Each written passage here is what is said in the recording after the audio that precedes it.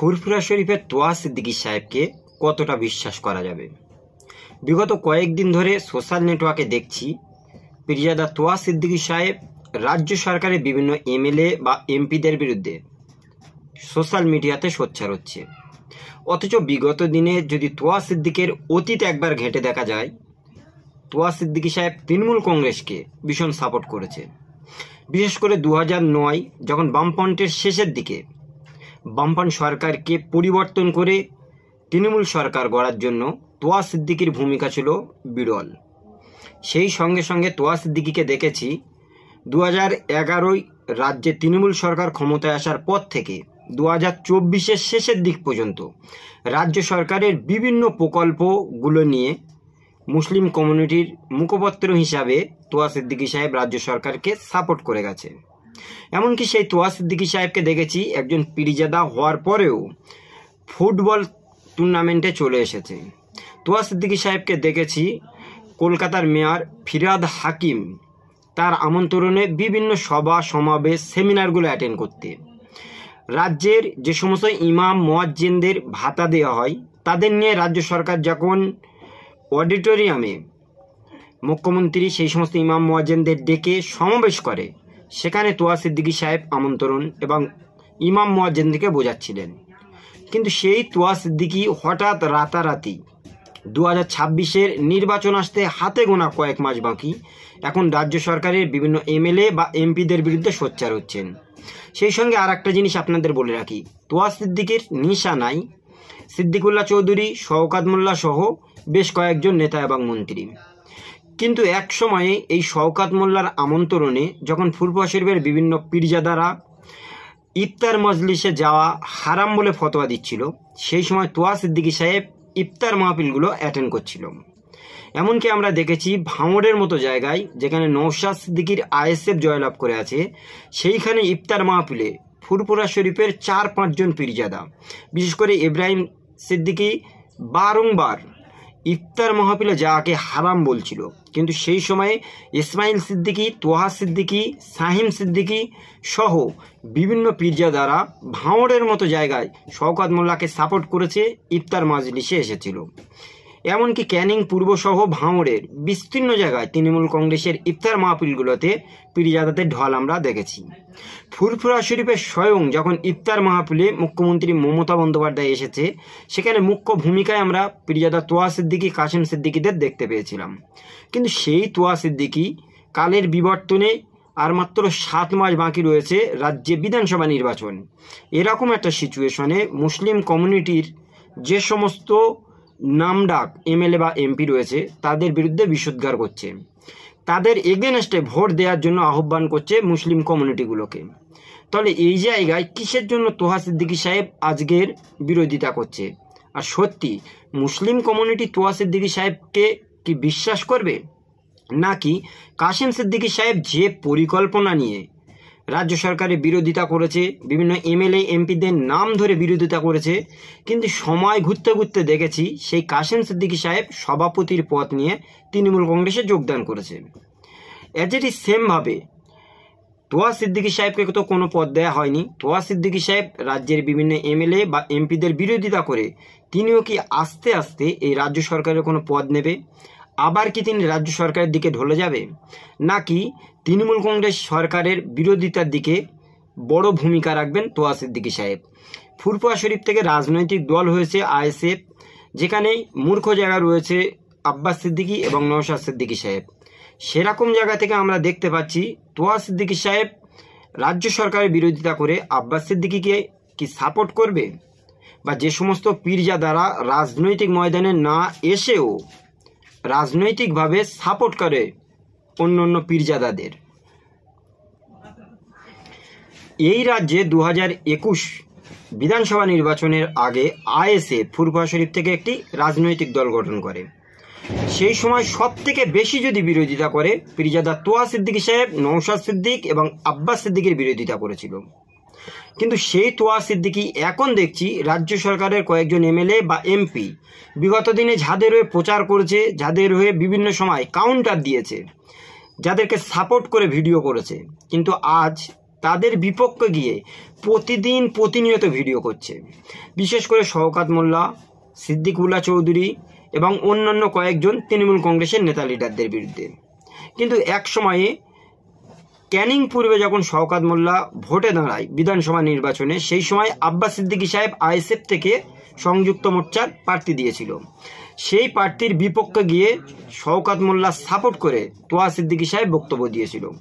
ফের ভোটের কাছাকাছি এসে সেই তোয়া সিদ্দিকী সাহেব শওকত মোল্লার বিপক্ষে গিয়ে কথা বলছে। তাহলে এর ভিতরে সত্যি কোনো সন্দেহ নেই তো? তোয়া সিদ্দিকী সাহেবকে কতটা সাপোর্ট করা যেতে পারে বা কতটা বিশ্বাস করা যেতে পারে? 34 বছরের বাম আমলে সব থেকে বেশি মুসলিমদের কাছে জলসা বা মাহফিলে গিয়ে মুখ খুলে যদি বেশি প্রতিবাদমূলক কথা বলে, মানুষদের সোচ্চার করে, বামফ্রন্ট বিরোধী ভোট দেওয়ার জন্য আহ্বান করে, সেটা তোয়া সিদ্দিকী সাহেব করেছিল। কিন্তু তৃণমূল কংগ্রেসের আজকের প্রায় এই 15 বছর পর তোয়া সিদ্দিকী সাহেব রাজ্য সরকার বা বিভিন্ন এমএলএ এমপির বিরুদ্ধে কথা বলছে। তাহলে আগামী দিন নির্বাচনের সময় তোয়া সিদ্দিকী সাহেব কি এই কথার উপর অটল থাকবে, না নির্বাচনের ভোটের ফলাফলের পর তোয়া সিদ্দিকী সাহেব আবার পাল্টি খেয়ে তার নিজের জায়গা থেকে অন্য জায়গায় চলে যাবে? বিভিন্ন পীরজাদাদেরকে অনেকেই বিশ্বাস করে, কিন্তু সময়ের বিবর্তনে পীরজাদারা পাল্টি খায় আমরা দেখেছি। বিশেষ করে কাসেম সিদ্দিকী সাহেবকেই দেখুন, বিগত দিন ওয়াজ মাহফিল বা সভা সমাবেশে এসে আইএসএফকে সাপোর্ট দিয়েছে। নওশাদ সিদ্দিকী জেলে যাওয়ার সময় আইএসএফকে প্রচণ্ড হারে সাপোর্ট করেছে কাসেম সিদ্দিকী সাহেব। সেই কাসেম সিদ্দিকী সাহেব যখন তৃণমূল কংগ্রেসের একটা পদ পেয়েছে, পুরোপুরিভাবে এখন তৃণমূল কংগ্রেসের হয়ে আইএসএফের বিরোধিতা করছে। প্রতিনিয়ত এইভাবে যদি চলতে থাকে, অন্য পীরজাদা যারা রয়েছে তারাও এরকম রাজনৈতিকভাবে কোনো না কোনো রাজনৈতিক দলকে সাপোর্ট করছে। আবার ভোটের কাছাকাছি বা ভোটের পর চলে এলে তারা পাল্টে খাচ্ছে। সাধারণ জনগণ অনেকেই দ্বিধাদ্বন্দ্বগ্রস্ত হয়ে যাচ্ছে। গতকালকের পয়লা অগ্রহায়ণ বড় হুজুর রহমতুল্লাহ আলাইয়ের ইসালে সোয়াব, সেই ইসালে সোয়াবে লক্ষ লোকের সমাগমের ভিতরে তোয়া সিদ্দিকী সাহেব ওয়াজ মাহফিলে বললেন যে এবারে ভোট আমি যাকে বলবো তাকেই দেবেন। তাহলে ভোট অনেক মানুষ হাত তুলেও ওয়াদা করেছে যে তিনি যেখানে বলবেন সেখানে ভোট দেবেন। সুতরাং 2021 বিধানসভা নির্বাচনে তোয়া সিদ্দিকী সাহেব কি নিজেই ব্যক্তিগতভাবে রাজনৈতিক দল গঠন করে ভোটের লড়াই করবে, নাকি তিনি ব্যক্তিগতভাবে সংযুক্ত মোর্চার আইএসএফ, সিপিআইএম, কংগ্রেস বা অন্যান্য ক্ষুদ্র ছোট রাজনৈতিক দলগুলোকে তিনি সাপোর্ট করবেন, বা যে রাজনৈতিক দল তৃণমূল কংগ্রেস রয়েছে সেই দলকে সাপোর্ট করবেন? আমরা জানি এখন পশ্চিমবাংলায় তৃণমূল কংগ্রেস এবং বিজেপির ভিতরে একটা হাড্ডাহাড্ডি লড়াই চলছে। তৃতীয় রাজনৈতিক শক্তি হিসেবে আইএসএফ আস্তে আস্তে উঠে আসছে। বামফ্রন্ট এবং কংগ্রেস তারা পুরোপুরি শেষের দিকে। ভাঙড়ের মতো জায়গায় যে সমস্ত তৃণমূল কংগ্রেসের দায়িত্ববানেরা ছিল তাদেরকে পুরো কাটছাট করে নতুনভাবে সেখানে রাজনৈতিক গুটি গোড়াচ্ছে, যাতে নওশাদ সিদ্দিকীর রাজনৈতিক ক্যারিয়ারটা শেষ করা যায়। এরকম সিচুয়েশনে তোয়া সিদ্দিকী সাহেব নওশাদ সিদ্দিকীকে কি সাপোর্ট করবে? আগামী দিন রাজনৈতিকভাবে ফুরফুরা শরীফের অন্যান্য পীরজাদারা তারা পলিটিক্যালি মানুষদের কাছে আসবে। 2026 বিধানসভা নির্বাচনে অন্যান্য পীরজাদারা কি ভোটে দাঁড়াবে? বিশেষ করে অনেকগুলো পীরজাদা ফুরফুরা শরীফ থেকে দেখেছি ওয়াজ মাহফিল বা সভা সমাবেশ বা মিডিয়া লাইভে সবসময় তারা বক্তব্য দেয়, মানুষদের সজাগ করে। বিশেষ করে আপনি দেখুন তোয়া সিদ্দিকী, আব্বাস সিদ্দিকী, নওশাদ সিদ্দিক, ইসা সিদ্দিক, সাফির সিদ্দিক, কাসেম সিদ্দিকী, সব থেকে বেশি কয়েকদিনের জন্য যিনি ভাইরাল ছিলেন পীরজাদা নাজমুস শাহাদাত সিদ্দিকী। গত কয়েকদিন আগে আমরা নাজমুস শাহাদাত সিদ্দিকীর সঙ্গে আলোচনায় বসেছিলাম, কথা বলেছি। তিনি নিজে থেকেই বলেছে যে ভোট কাছাকাছি এলে বুঝতে পারবে ফুরফুরা শরীফের প্রচুর সংখ্যক পীরজাদারা রাজনৈতিক দিকে ঝুঁকবে।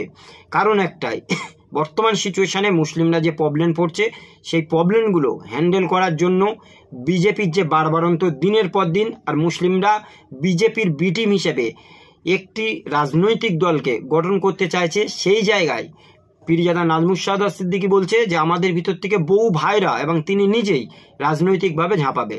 তাহলে এতগুলো পীরজাদা যারা রাজনৈতিকভাবে কন্টেস্ট করতে ইচ্ছুক, কোন রাজনৈতিক দলে তারা নাম লেখাবেন? ফুরফুরা শরীফ থেকে আইএসএফ, যেটা ব্যক্তিগত আব্বাস সিদ্দিক এবং নওশাদ সিদ্দিকী একটা ফেস রয়েছে বা এদের ফেস ভ্যালু রয়েছে, দীর্ঘদিন ধরে রাজনৈতিকভাবে তারা লড়াই করছে, বিভিন্ন জায়গায় মুসলিমদের প্রবলেমগুলো তুলে ধরছে। তাদের একটা নাম যশ খ্যাতি আস্তে আস্তে হচ্ছে। অন্য অন্য পীরজাদারা ভোট সংলগ্ন কাছাকাছি যদি এসে পারে ভোটে দাঁড়িয়ে যায়, মানুষ কি তাদের বিশ্বাস করে ভোট দেবে, নাকি ভোটের আগে থেকে তারা রাজনৈতিকভাবে নাম লিখিয়ে ভোটে কন্টেস্ট করার জন্য আগে থেকে মানুষদের মন মানসিকতা বা তাদের সাপোর্ট হাসিল করার চেষ্টা করবে।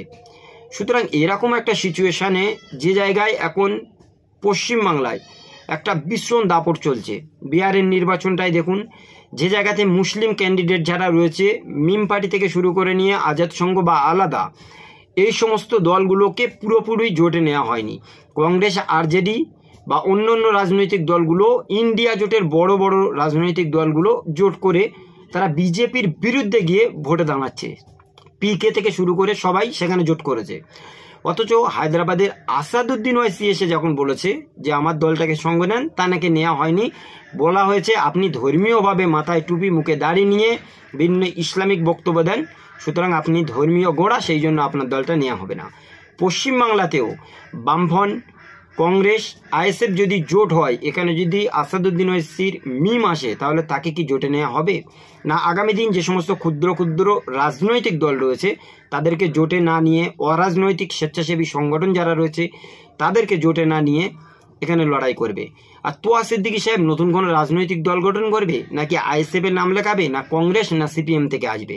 সিপিএমের প্রচুর ভালো ভালো হেভিওয়েট প্রার্থী থাকার পরেও তারা কিন্তু এই পশ্চিমবাংলায় ভালো রকমভাবে দাঁড়াতে পারছে না।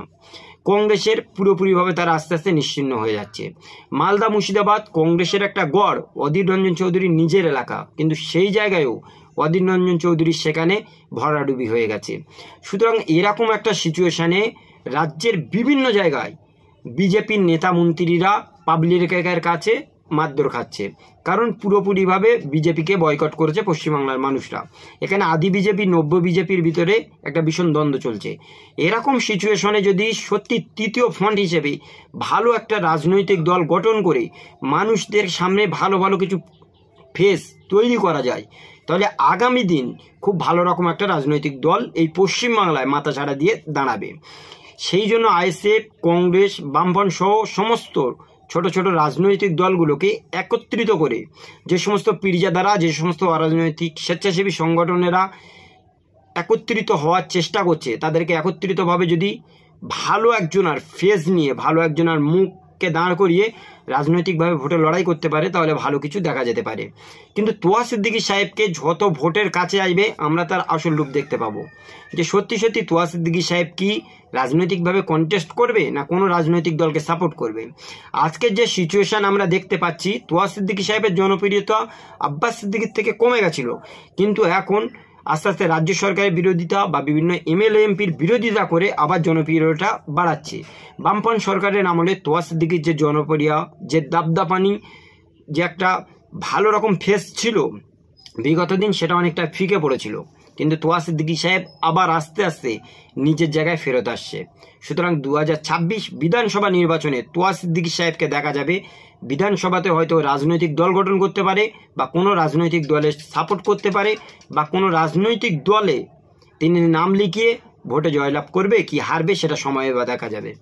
সুতরাং তোয়া সিদ্দিকী সাহেবের সত্যি চাল কাশেম সিদ্দিকীর মতো বিগত দিন পার্টি বদল করবে, না সত্যি সত্যি তোয়া সিদ্দিকী যে কথাগুলো বলছে সেই কথা অটল থাকবে, সেটা সময় বলবে।